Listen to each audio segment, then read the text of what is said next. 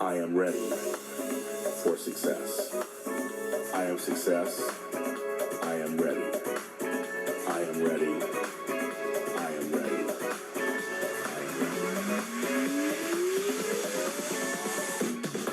Welcome, welcome, welcome. Yes, I am ready, and I am success, and so are you. I'm James Lott Jr., and welcome to the SOS Show with James Lott Jr., and yes, that is my new song. Yes, James Lott Jr. is doing music now, too. It's my motivational song that I've done. It's out. It's available everywhere. iTunes, Spreaker.com, SoundCloud, Google Play, iHeartRadio. It's everywhere. Everywhere you find music, you can find it. Spotify. I can't think of anything right now, but it's everywhere. It's called I Am Ready by James Lott Jr. So welcome to the show, you guys. I'm glad you guys can tune in. This is live from Miami.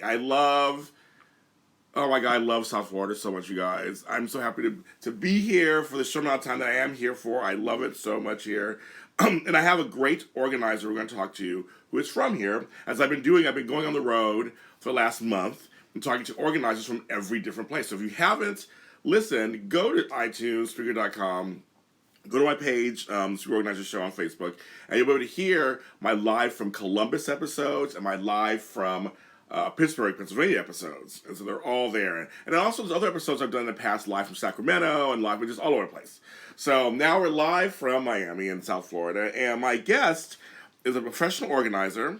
She's a multi-hyphenate, which I love multi-hyphenates because I'm the same way. Professional organizer, VP membership director for NAPO chapter of South Florida's chapter, the owner of Neat with Night. She has one of those names like mine you can actually play with and turn into things. And she also has been on television and teaches jazzercise. I was like, okay, girl. My guest, ladies and gentlemen, Tatiana Knight Casas. How are you, Tatiana? Hi.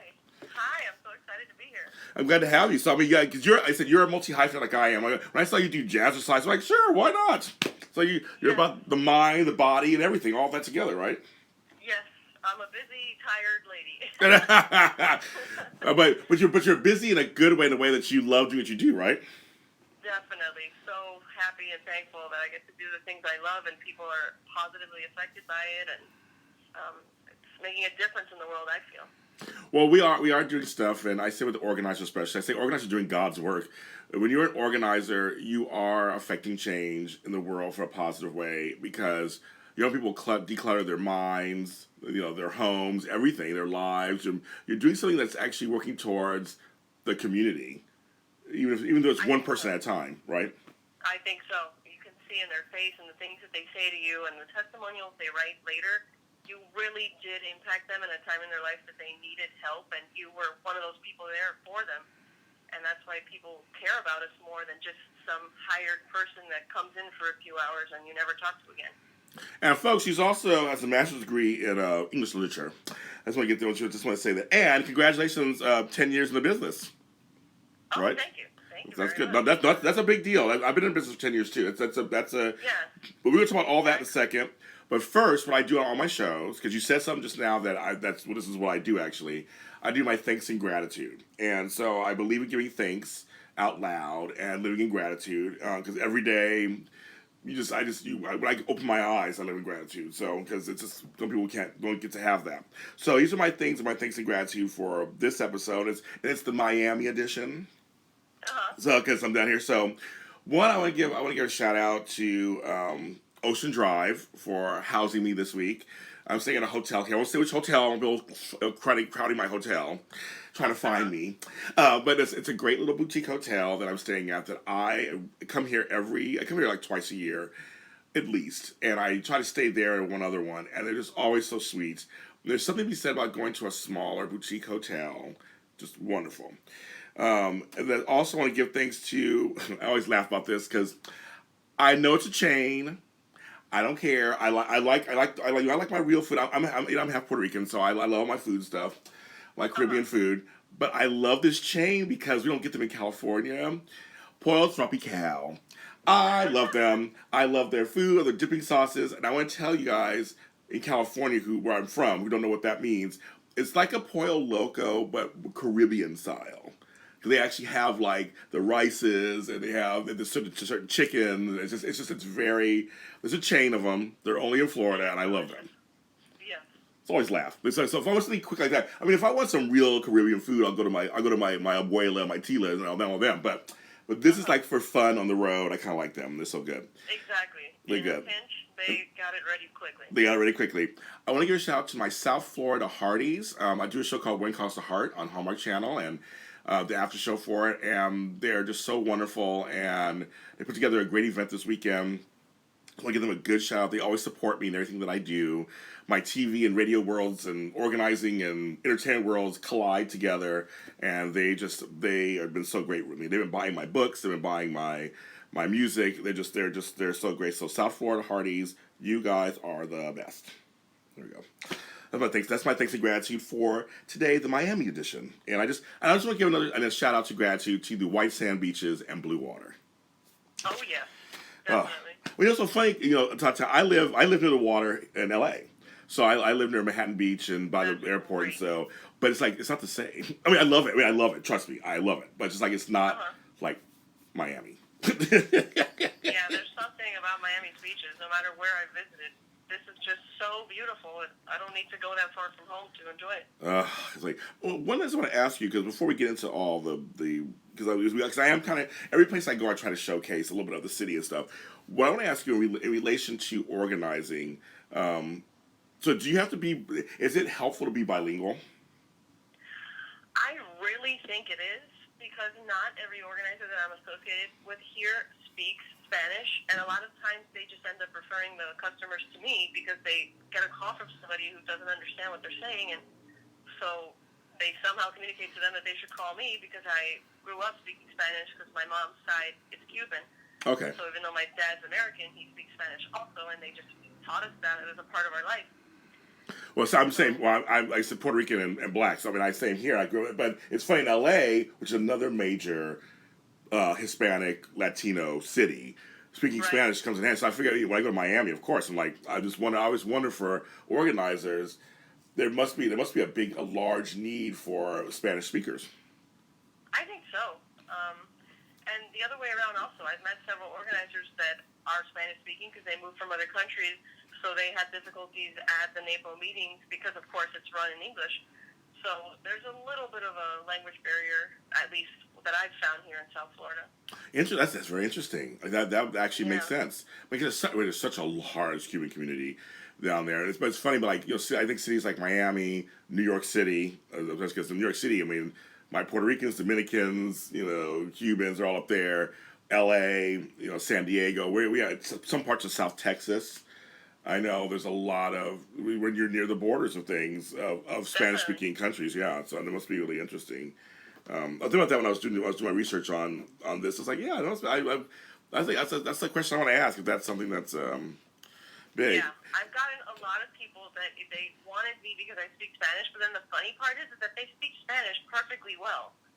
Interesting. So they end up speaking Spanish to me for the beginning, but then we turn into English because I'm a lot more eloquent in English than I am in Spanish. So they realize that I'm struggling, and then they just flip over because almost everybody here does speak English. Right. No. Right. Yeah. No. Right. Well, same in LA too. Many ways too. And in LA, we do a lot of Spanglish over here, of course.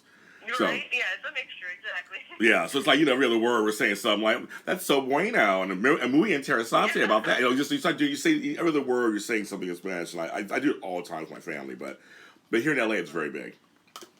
You do that. I can understand that. Because over here we have Central Americans, a lot of El Salvadorian and Honduran, all these. We have a lot of them Nicaraguan, and a lot of them they're here. So it's like, and it's people out there, if you don't know this, there are different dialects, different types of different languages within the Latino community. Certain words are different. Because I've come across that too, where I grew up. Okay, so you grow up with this kind of Puerto Rican Spanish, and from the East Coast, and kind of all that over there. And then you grew up in Los Angeles, where there's the Mexican slang, Chicano stuff. But then you go to school and you learn Castilian Spanish, which is this one from Spain. So it's like all these. Yeah, it's really confusing. There's certain words like I would say "nay" for something. They're like, well, why are you saying it with that? Why are you saying it that way? I'm like, well, I say it because I'm saying baby, and you're saying it because it's this. It's all crazy. So I've noticed that also because I learned kind of the Cuban way to speak Spanish in my childhood, and then I married somebody whose family is Colombian. So So everything that they say, sometimes I'm like, I must be wrong because they speak Spanish so beautifully, but I didn't know. My whole life I'm saying this or that, and nobody corrected me. Just different dialects. And I guess it's different words were picked up and we laugh here in LA because there's this whole they've made words out of words that's here in LA. So it's like I see someone go, what is that? Like it looks like it's part English, part Spanish, but they made it into something Doria. It's like, okay, got it. Okay, sure, that's a word. Sure, why not? Okay, that's what that means. I don't know what that is at first. It's like 20 letters long, but sure, okay, I'll take it. So you've been in business for about 10 years, and one of the things I want to ask you also again for this area, we're talking about South Florida in general. What are are there any challenges of being an organizer in South Florida that we would not get somewhere else? That's a great question. When I started back in '07, most people didn't know what an organizer was or how Right. it could help. And of course, that's getting much, much better over time, but it's still something that we deal with on a regular basis where I'll go to a networking group or just be at a happy hour and mention what I do for a living, and people are like, that exists? Yes. So it's still an education thing that people just don't even know that we exist, much less that we can help them, and that we're right here, and there's so many of us. Mm-hmm. That's why I have a radio show. I'm trying to get it out there more and more. I'm like, well, I got Yes, radio business. I appreciate that. Thank you so much. Yeah. So yes, I remember that too. When I first started 10 years ago, I didn't know there was a business for it because someone told me you have a business in there. I'm like, I do, and I came from insurance and finance. And all we all come from other things a lot of times. And I was like, "It's a business," and because our business is really still relatively, I call it that it's about to approach middle age. It hasn't gotten there yet. It's like it's still in its 30s. It's like we haven't got there yet. Definitely, very new. Yeah, it's very new, but we are. It is rising. Are there any actual physical challenges in South? Because I've been to South Florida many times, and I love the homes, and it's. I mean, the weather is. I mean, how you deal with the weather issues if you're dealing with like a sun porch or a garage or doing something that's where it's half outside. I mean, how do you deal with that? I mean, weather because is a huge factor. I mean, it is so hot and humid. And even me, I've grown up here. I've lived here my whole life. I mean, there's certain garage projects that if it's not an air-conditioned garage, we really cannot do it in the summer because somebody's going to end up fainting. yeah, you can't. Right. So we have to leave things off like that. And I also offer garage sales for my moving clients because I'm helping them declutter, and they want a little money on the side. So I'll do the sales, but we have specific months of the year, like November and December, when that's best to do that because shoppers are not going to come out in the scorching heat to buy anything, no matter how cheap or nice it is. That's true. Very true.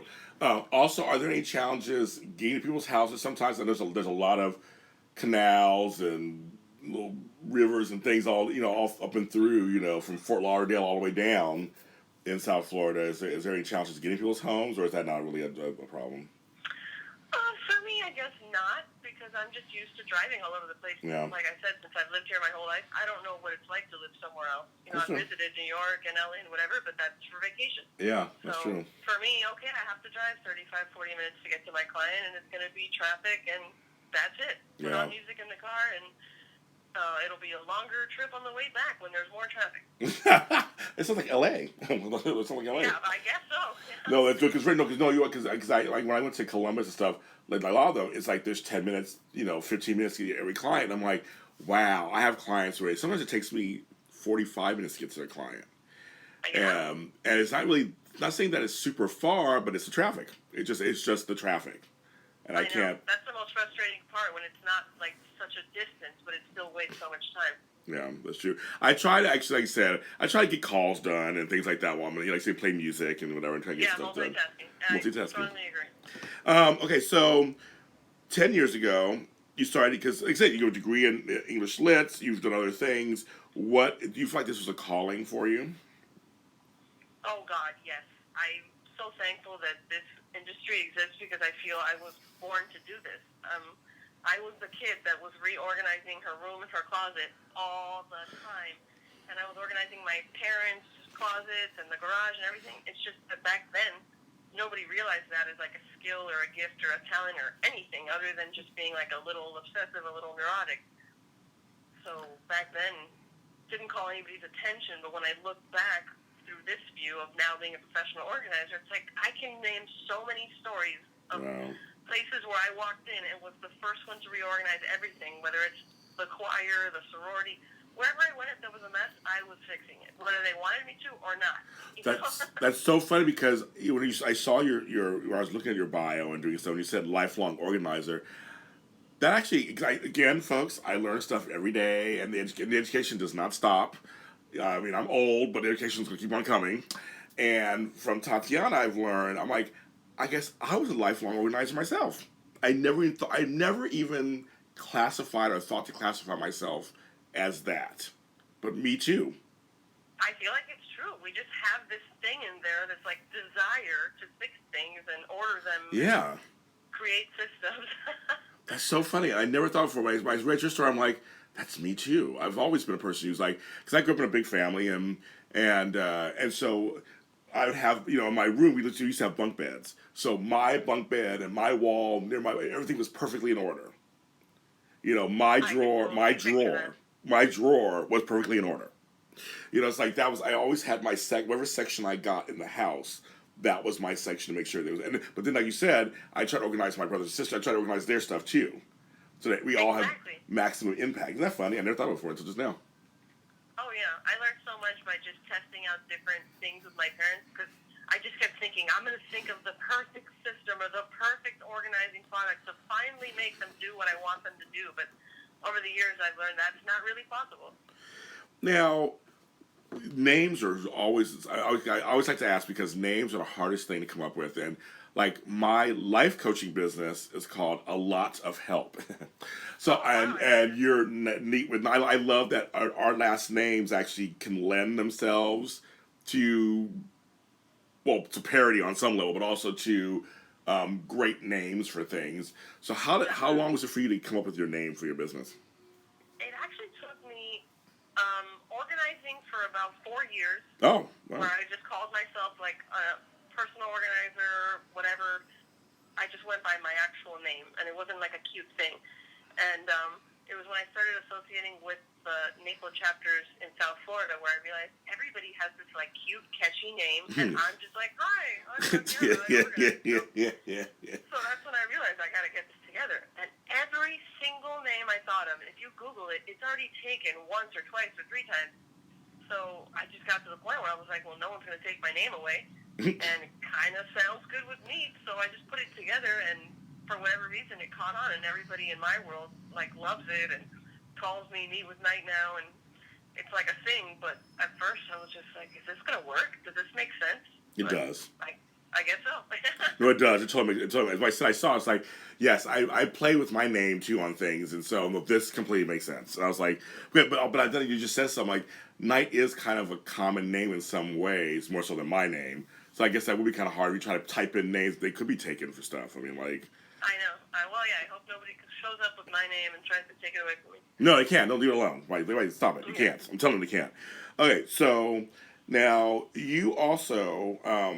You've done Hoarders, which I think is fascinating because I always like to ask because you did it a long time ago, and you're not contractually obligated to them for anything right now, right?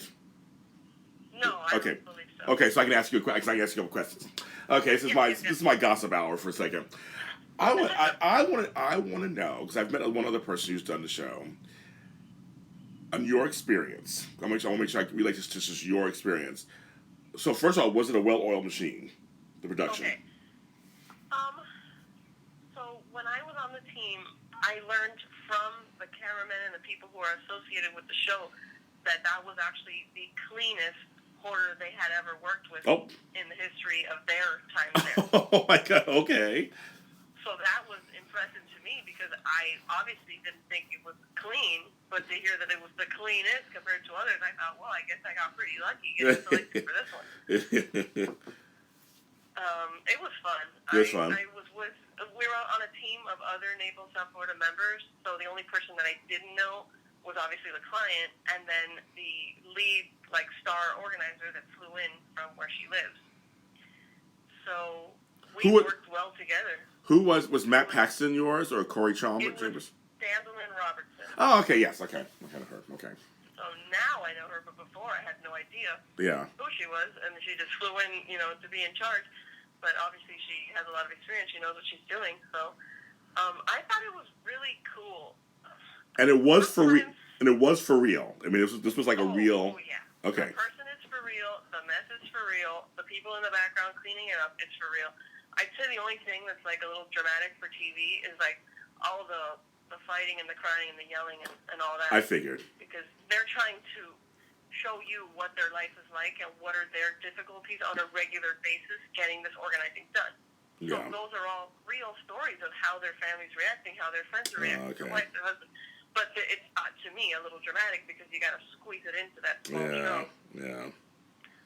Interesting. Okay. I figured. I had a feeling that was I had a feeling the Hoarders were real, but I was just curious how. I mean, I work in TV, so I know all the tricks and things, the things they do.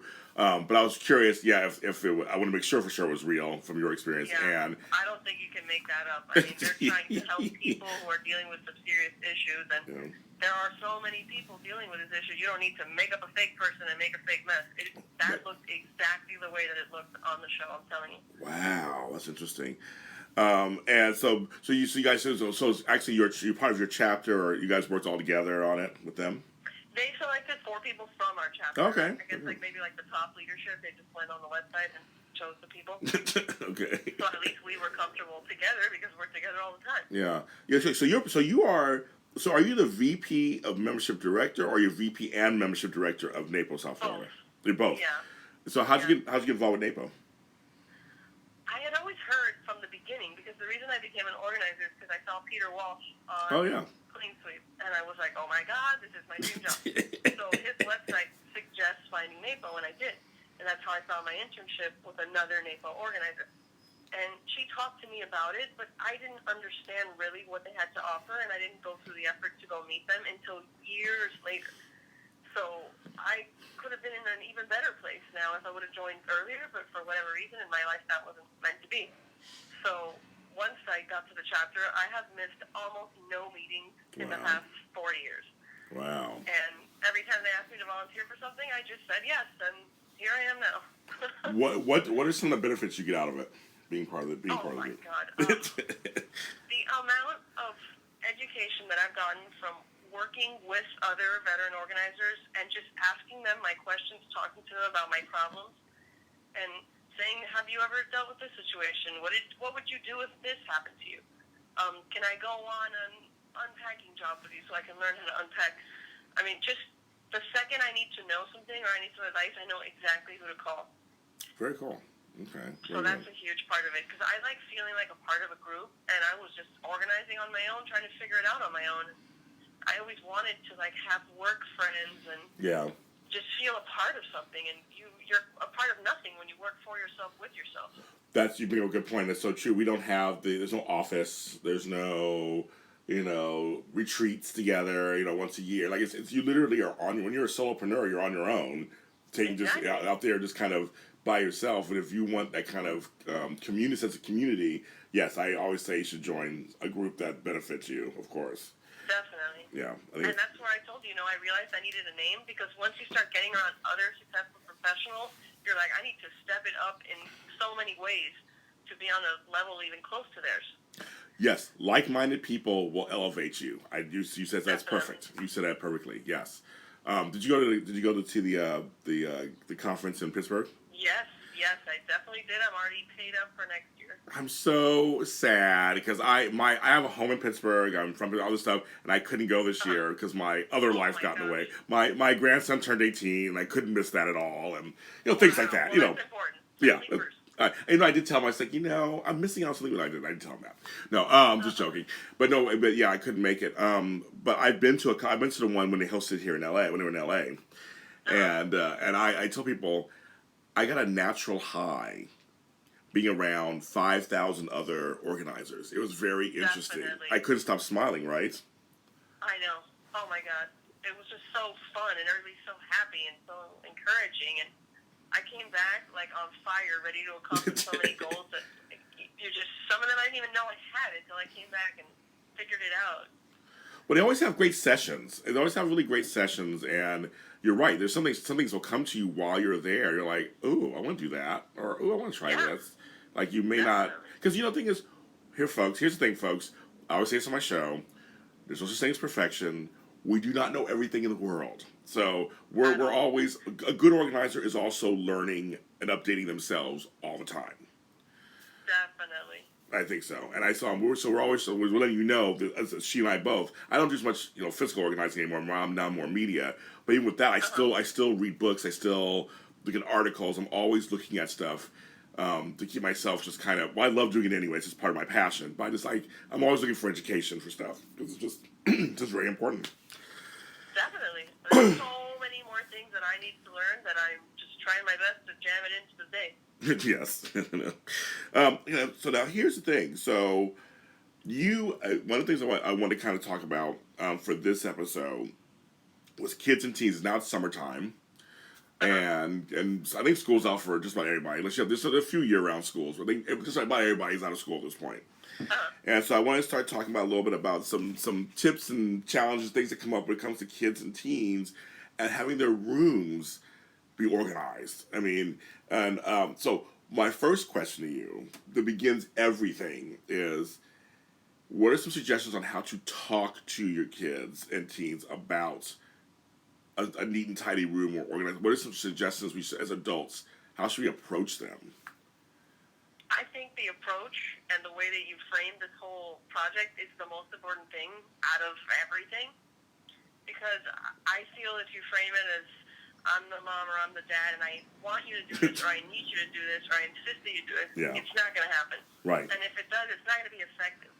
So what I always do, at least as from an organizing standpoint, I just try to explain to them, I want to know exactly what you like and what you want, and I'm just going to help you make it happen as fast as possible.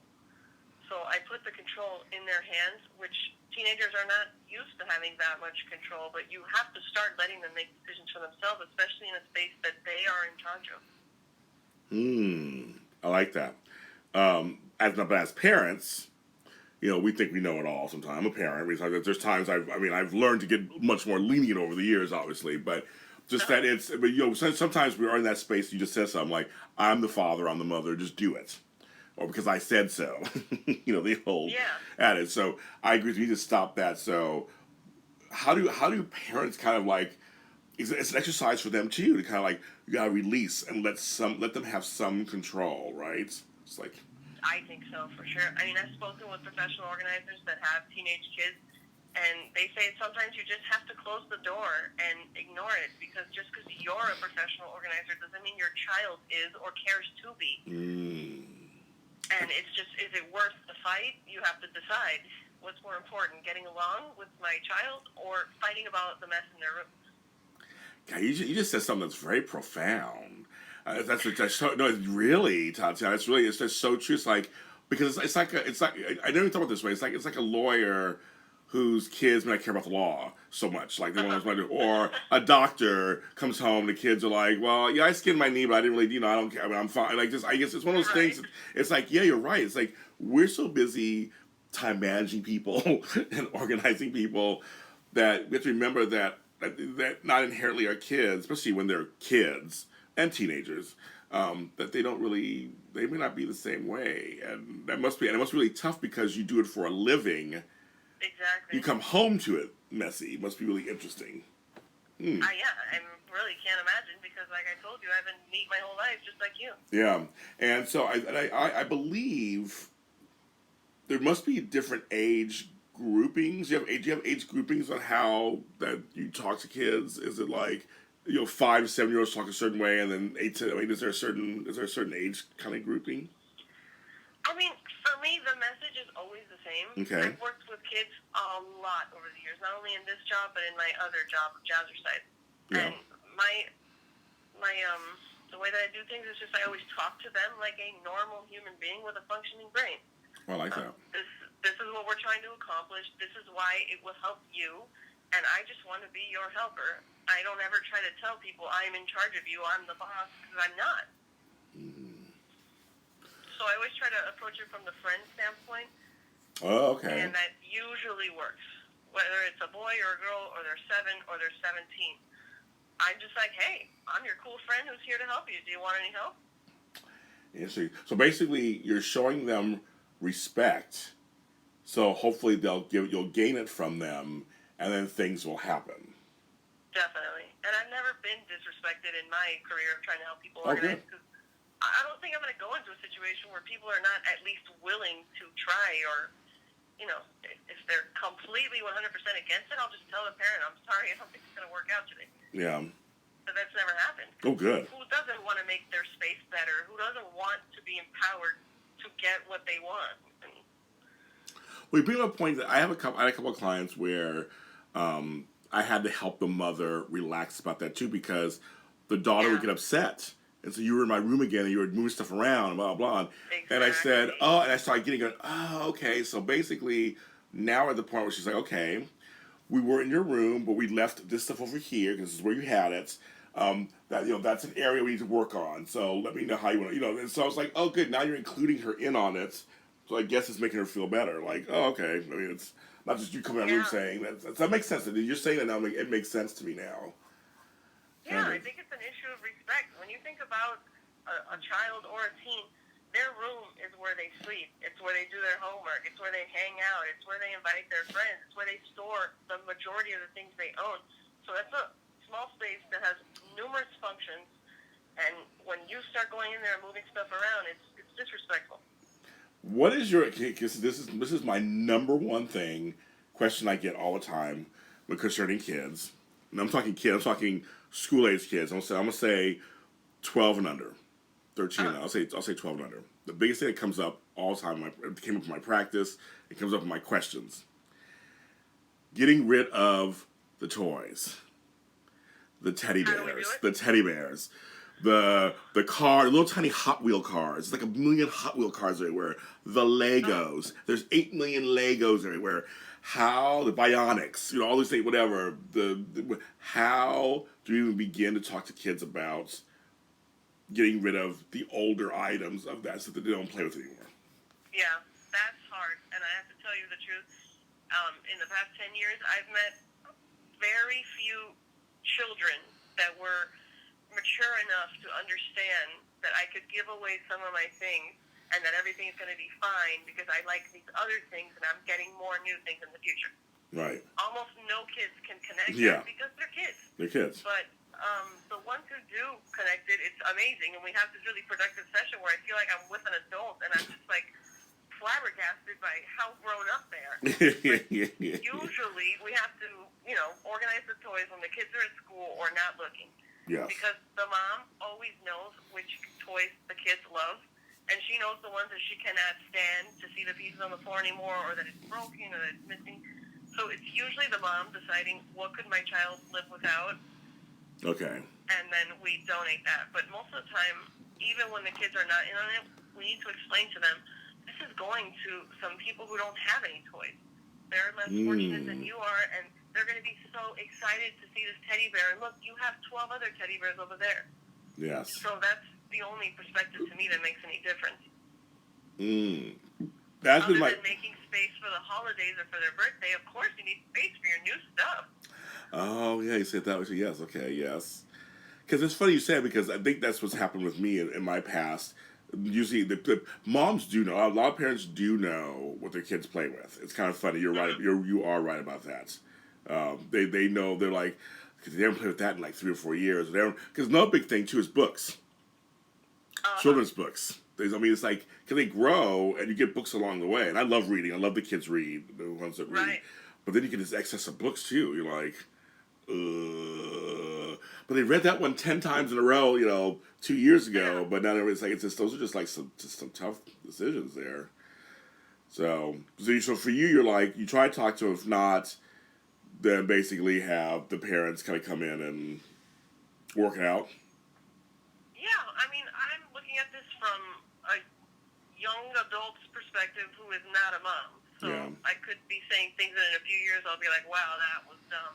But I have worked with a lot of kids before, Yeah. So I'm going from my experience, but that's what I want. I want to go from your experience, and you're right. So right now, your experience is like you'll talk to the kids, of course, and try to work that out. But mainly, I guess that's kind of would go through the parents at the moment. If you can't get to the kids, go through the parents at least. Yeah, when it comes to like toys of little kids, it's usually we hope they're looking the other way.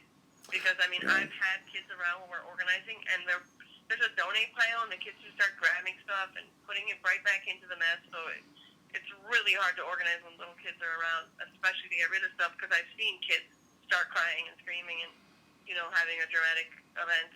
Well, also tell people out there just that there are adults who do the same thing. That's very true. It is, isn't it? And I know adults who you're trying to help them out, and they're pulling things out of the go away pile, the donate pile. They're pulling it out, going, I changed my mind. I think maybe I did get that. I did get that. Yeah, it's crazy. Isn't that crazy?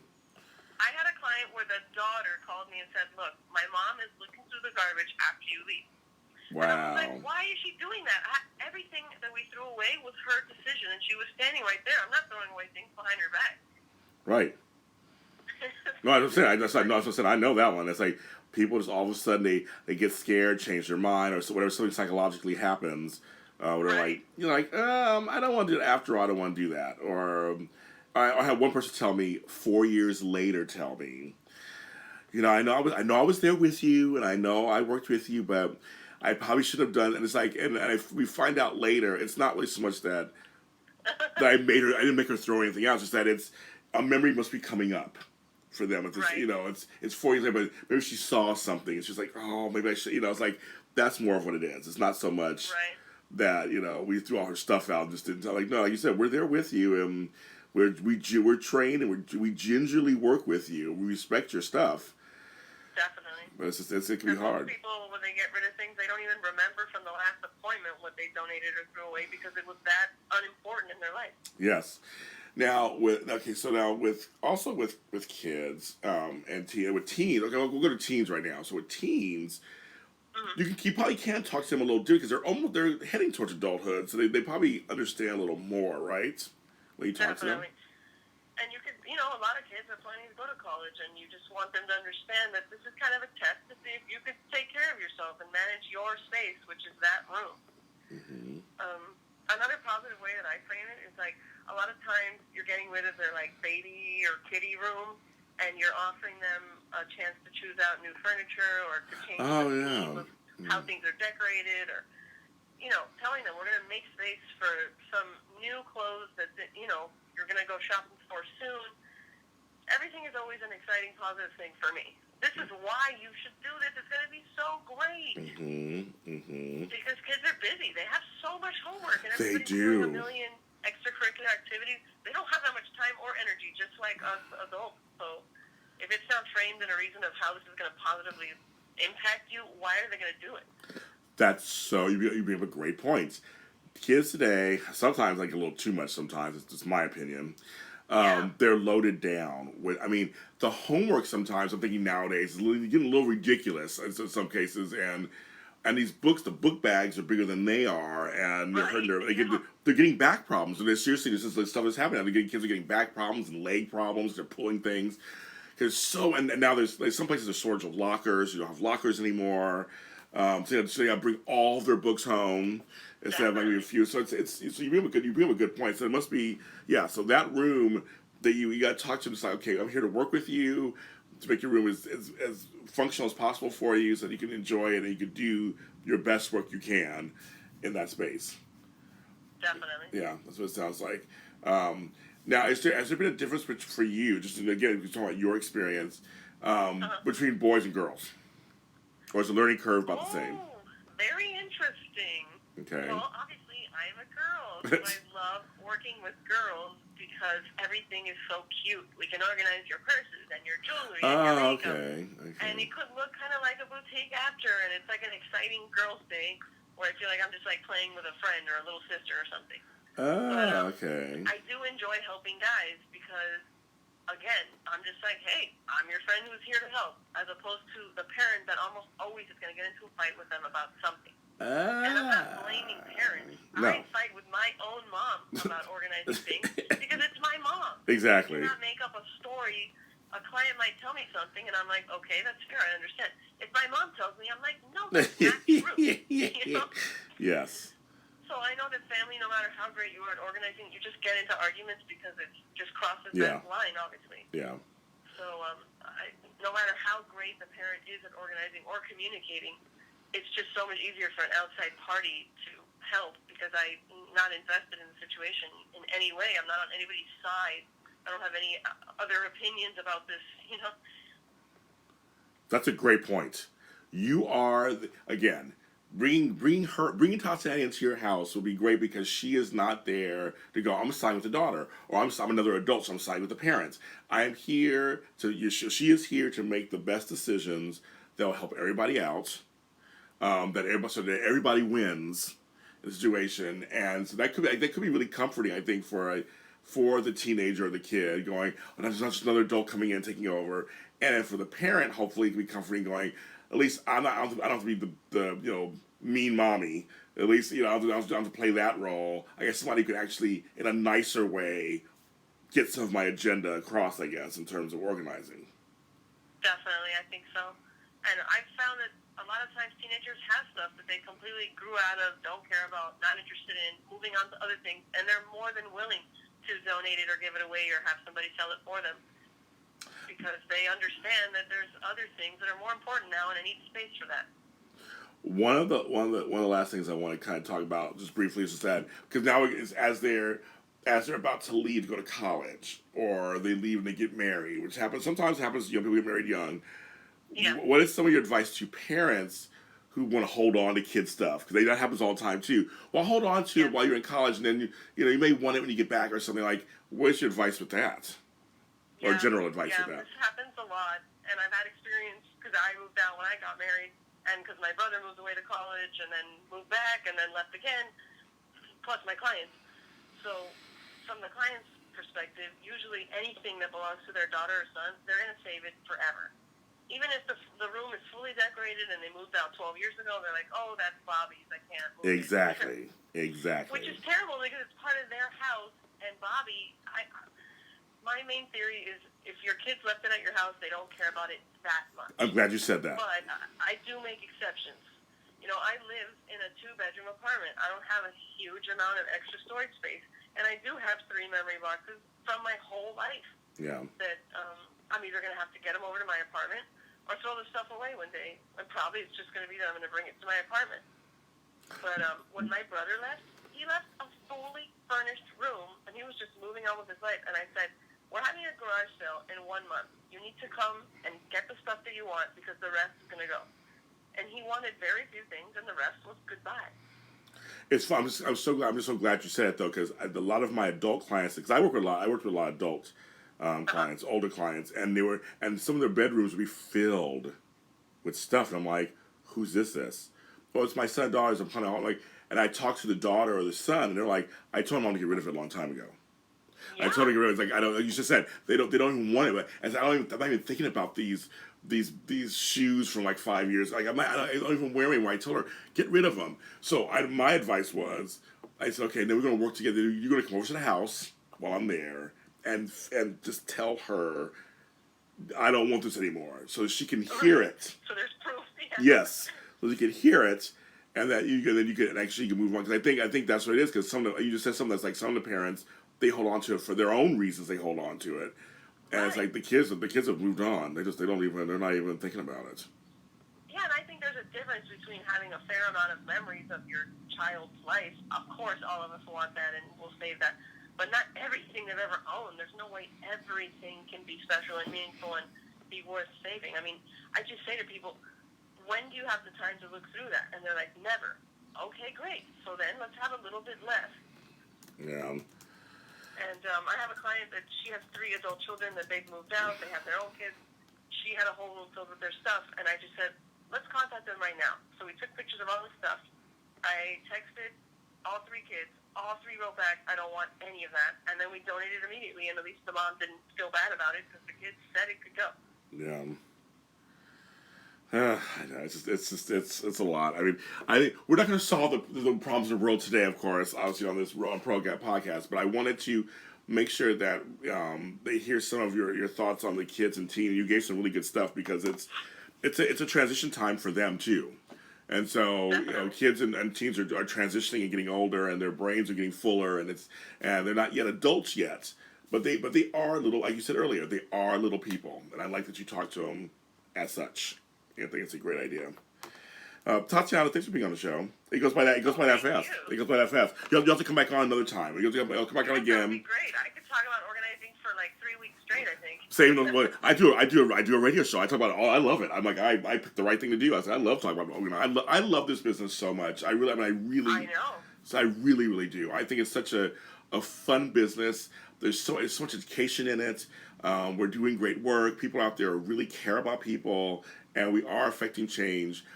Whatever Tatiana is doing in South Florida affects my life here, my life in Los Angeles, or my life here, wherever I'm at. We all affect each other's lives, and I just think it's a great thing. Yes, we're representing each other. Yes, we are. Tatiana, tell people where they can find you online if they want to find you. Okay, so my company name is Neat with Knight, and that's NEATWITHKNIGHT, and my website is neatwithknight.com. And I'm on all social media under Neat with Knight. I'm especially interested in Instagram and Facebook. So if you love photos and organizing behind the scenes, please follow Neat with Knight. And I will have information, if it's not on there already, will be featured on our Twitter page, the SOS_show, or our Facebook page, the SOS Show. Her stuff will be on there too, so you can click there to find her even faster, if you want to find her even faster. Thank you, Miss Tatiana, and you take care and have a great rest of your week. Thank you so much. And we'll talk soon. Awesome. Bye. Bye. So that's Tatiana Knight Casas, and she is here in Miami, and she's great, and she's part of the Naples chapter of South Florida, so we'll give a shout out to the Naples chapter of South Florida, also because they were really great to me, connecting people with me. They connected her with me, and I always feel like you want to work out your teens and your kids now so they become functioning adults. Like, we don't want to wait till later. Oh my God, wait till later. So, yes. Oh my God. So you guys, that's another episode. This is live from Miami. I can't believe it. I love Miami so much. I can't wait to come back here again. I'll probably come back here in the spring, or probably winter or spring. And it's just a great place. If you haven't been here, come on down. Go to the Florida Keys, which is not far from here. Miami Beach, Miami, North Miami. It's all just such a great place. You can follow us on all social media platforms, the SOS Show. We're on Spreaker. We're on iTunes, the SOS Show, with James Lott Jr. You guys are great, and I will talk to you next time.